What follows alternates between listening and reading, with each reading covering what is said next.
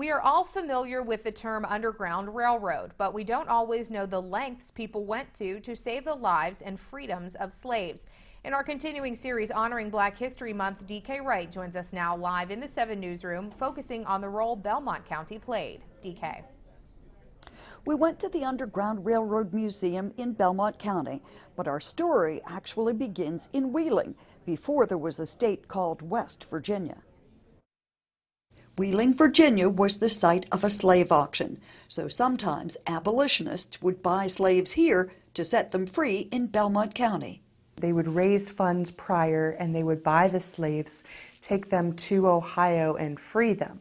But then the Fugitive Slave Act made that illegal, so mostly they hid runaway slaves in the homes of sympathizers, in attics and basements.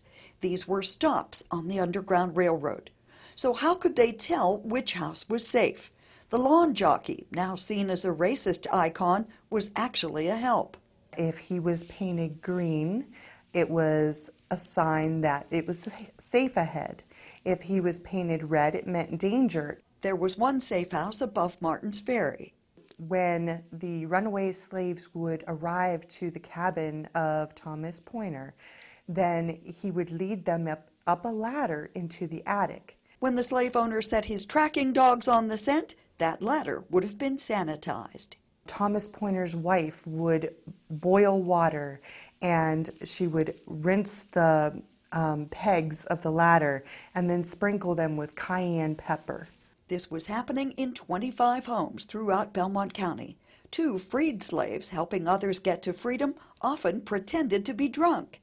And they would go up to the slave auction block, act intoxicated so that no one would pay any attention to them, and they would go directly to the slaves and relay information on where to go, who to look for. The safe houses were 5 to 10 miles apart. The conductors on the Underground Railroad put their own lives at risk to save and free others.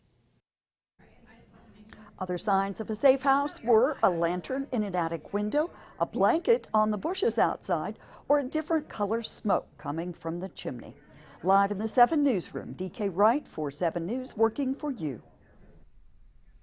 DK, thanks. And you can watch stories like this one during our Honoring Black History Mind, Body, and Soul special. You can watch that special on Friday the 25th at 7 p.m. on My Ohio Valley, and then on Saturday the 26th at 6:30 p.m. on WTRF ABC Ohio Valley.